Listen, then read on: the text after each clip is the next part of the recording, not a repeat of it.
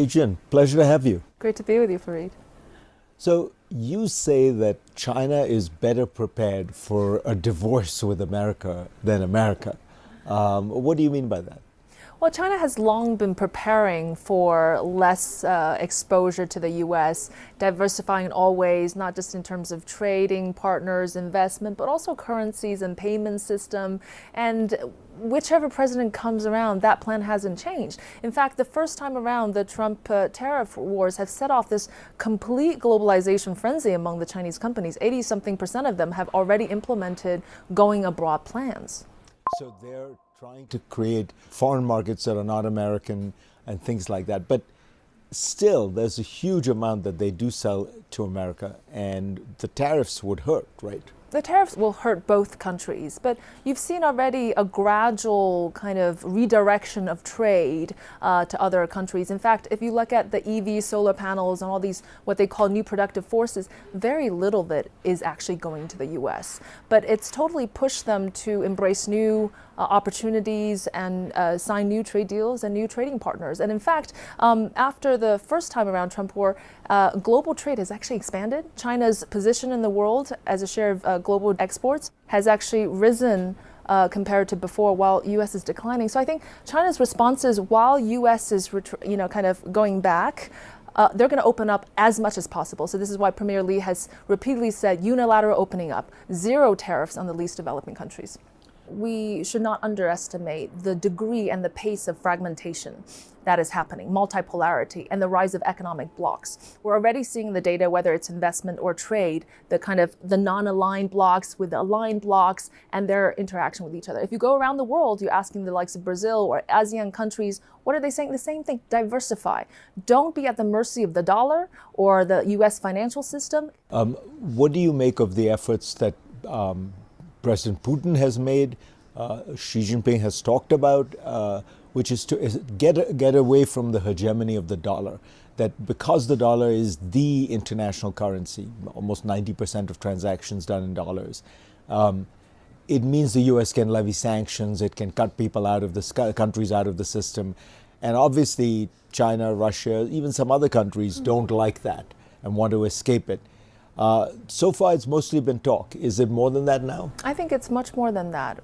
Whether it's quietly or not so quietly, building up this huge financial infrastructure that's enabled by technology, blockchain technologies, the channels of alternative payment systems, digital central bank currency, that's actually happening at a much faster pace than we realize in that part of the world. China has signed with 40 countries bilateral swap agreements to settle in the local currencies. Of course, these are marginal improvements, but you see the dollar slowly declining. And the fundamental question, even apart from financial sanctions, is that there's a dollar shortage.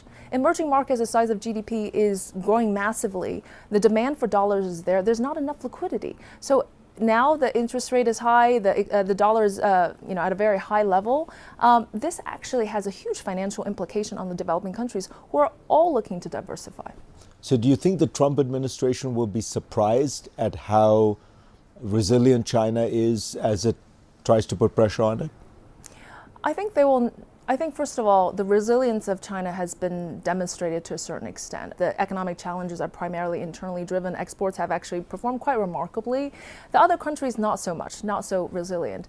China's not so opposed to a Trump presidency because they still see Trump as somebody who they can negotiate with, that there's room for negotiation, and that there is some space to take the temperature down and to manage and maintain the relationship. They've emphasized repeatedly mutual respect. That's not a high price to pay for the gains. Adrian, pleasure to have you on. Great to be with you. Thank you.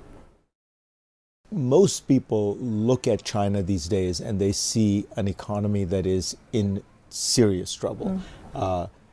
Growth rates have stalled. There are a lot of people who don't even believe the official numbers. Business confidence is low, consumer confidence is low, total debt is high. And then there's the whole problem of demographics, of too few workers. Do you think that picture is correct? Do you think what does it look like to somebody like you who lives and breathes it? First of all, China's economic challenges are primarily internally driven.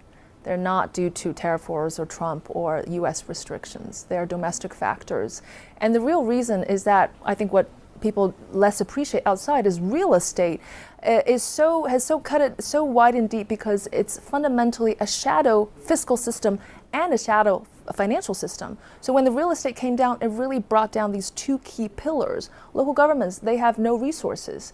And so the economic challenges are real. I think it's wrong to say it's peak China because in terms of cutting edge technology, innovation, China is doing so well. There are hundreds of millions of rural population undereducated, underemployed. They're not even really part of the productive labor force. All of these can boost consumption. But what China really needs to do is to change that model, which was so brilliant at scaling up supply like EVs and solar panels and redirect it to changing demand. And here's the crucial part. The whole political economy incentive was geared so that the local governments spend on nurturing companies and producing stuff rather than spending on the necessary social services. So what you're saying is that the Chinese government, particularly at the local level, should stop subsidizing the production of goods like EVs and things like that, and instead subsidize consumption, demand. What you mean is essentially put money in people's pockets so that they can buy healthcare, they can buy retirement, things like that. What is stopping them? So there's a big dilemma. And again, this dilemma is not appreciated outside of China, which is, it's not that Chinese government doesn't want to put out more stimulus, more efforts, putting the economy back front and center. They realize that now. The current economic challenges, they are well aware of the unemployment issues, the youth problems, and the debt. The question is, how do you actually stimulate growth to not reignite the whole debt problem? That's the key challenge. Where does it go? How is it going to trickle to the real economy? How is it actually going to the demand side? How are people going to spend? They haven't figured that out. How is it going to look like, that stimulus package? So I think it would be wrong to say they're just hesitant